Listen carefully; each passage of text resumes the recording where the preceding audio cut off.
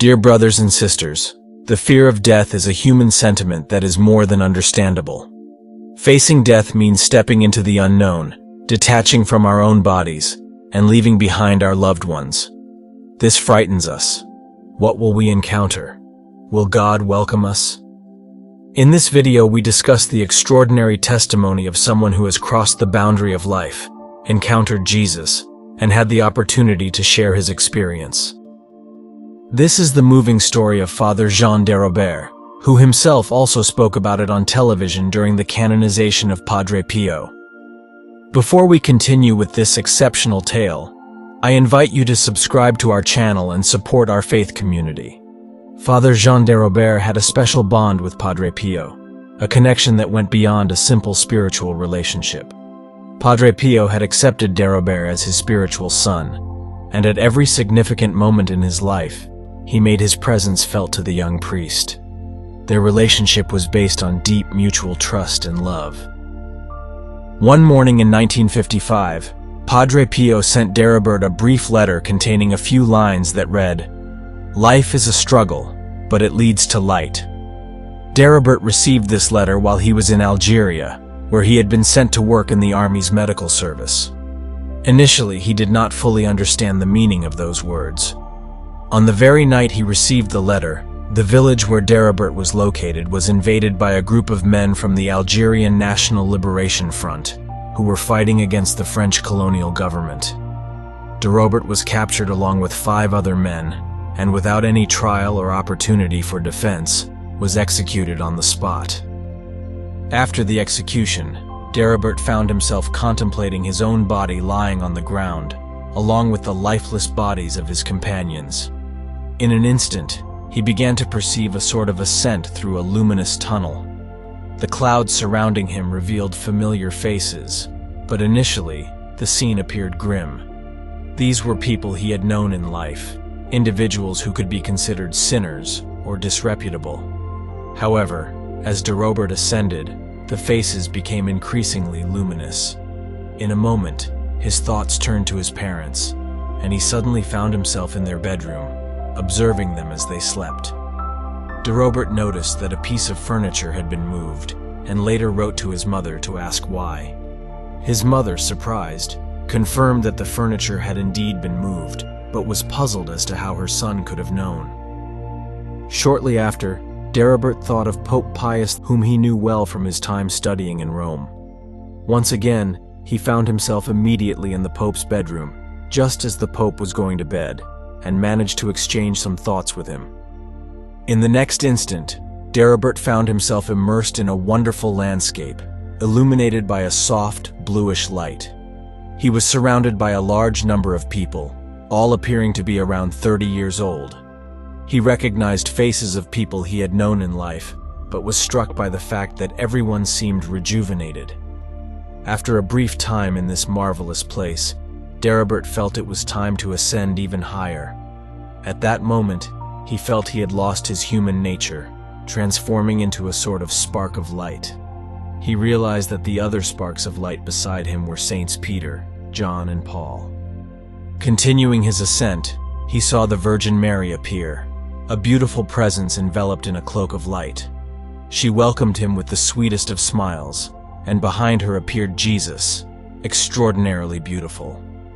Behind Jesus, Darrow glimpsed an area of light that he sensed was the Father, and he moved toward and immersed himself in that light. At that moment, he was able to experience infinite joy and perfect happiness. However, abruptly, Darrow woke up. He found himself back in the middle of the village, enveloped in dust and surrounded by his deceased companions. He realized that the door behind him was riddled with bullet holes, and his clothes were full of holes, both on the chest and the back. His clothes were soaked in blood, but it had hardened and dried. He searched for bullet wounds on his body but found none. The bullets had passed through his clothes and the door, but he was unharmed. After a few hours, Darrow approached his commander, who was so surprised to see him that he exclaimed, "You're a miracle!" Months later, Darrow decided to visit Padre Pio to share the extraordinary experience he had lived through. As soon as Padre Pio saw him, he exclaimed, "Oh, my child, how you've made me run. But what you saw was so beautiful." Naturally, this experience profoundly impacted Father Jean Darrow's life. It forever freed him from the fear of death and strengthened his faith in God and love for Christ. His testimony became an extraordinary story, bearing witness not only to the special relationship between Father Darrow and Padre Pio, but also to the latter's extraordinary abilities.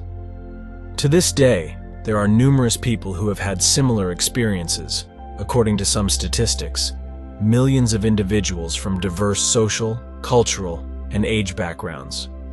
Many of them have recounted extraordinary encounters that occurred during moments when they were clinically dead. These testimonies astonish and amaze us, even though faith in God doesn't necessarily require such experiences to be nourished. However, these testimonies reaffirm once again that we should not fear death or the end of our lives. As written in the Holy Scriptures, our time on this earth is only for a brief period, and our true life resides in the kingdom of heaven. The story of Jean Darrow and the numerous other similar stories show us that, regardless of the situation we find ourselves in, if we have faith, we have nothing to fear. Jesus is always with us, never abandons us, and awaits us in our true home, the kingdom of heaven. These testimonies offer us an opportunity for deep reflection on the nature of life and death. They prompt us to consider the existence of a divine plan beyond earthly life, beyond what we can comprehend with our limited human faculties.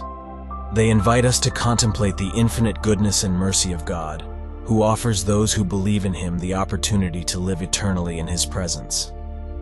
Many people who have had near-death experiences speak of a sense of peace, love, and light that enveloped them as they journeyed toward the afterlife. They describe encounters with spiritual beings, visions of marvelous landscapes, and feelings of complete serenity. These experiences offer tangible hope, a glimpse of what might await us after death. Despite the enthusiasm generated by these testimonies, it's important to approach them with an open and critical mind. Some skeptics may attribute these experiences to psychological or neurological phenomena, such as hallucinations or altered states of consciousness. However, for those who have lived through them, these experiences are real and deeply meaningful. Faith plays a fundamental role in accepting and interpreting these near-death experiences. Many believers find confirmation in their spiritual convictions through such testimonies, considering them as tangible signs of the existence of a divine plan and the immortality of the soul. These testimonies can strengthen faith and help overcome the fear and anxiety associated with death. The story of Father Jean Darrow and the numerous accounts of near-death experiences remind us that death is not the end, but rather a transition to a different and higher existence. They invite us to reflect on our earthly lives and the significance our actions and choices may have in eternity. These testimonies also challenge us to consider our perception of time. While in our earthly dimension time is linear and limited, many people who have had near-death experiences describe a sense or place where time does not exist, where one is connected with eternity. This prompts us to reflect on the very nature of reality and consider that there might be much more than our minds can comprehend. These extraordinary testimonies raise questions about the very nature of faith. Although faith in God doesn't require the existence of these testimonies to be sustained, they can still offer tangible reassurance to those grappling with doubts or uncertainties. The accounts of those who have crossed the boundaries of life show us that we are not alone in our spiritual quest, and that there is a broader and more mysterious dimension of reality that goes beyond what we can experience with our physical senses. However, regardless of differing interpretations, the testimonies of near-death experiences invite us to reflect on our lives, on death, and on the possibility of an existence beyond our understanding. They remind us to embrace faith, hope, and love in our daily lives, aware that we are part of a greater mystery and that our ultimate destiny may transcend the limitations of our earthly existence. The story of Father Jean Darrow and the numerous accounts of near-death experiences urge us to go beyond our limited understanding of life and death. They invite us to consider the existence of a divine plan and to nourish our faith in God and the eternal love that awaits us.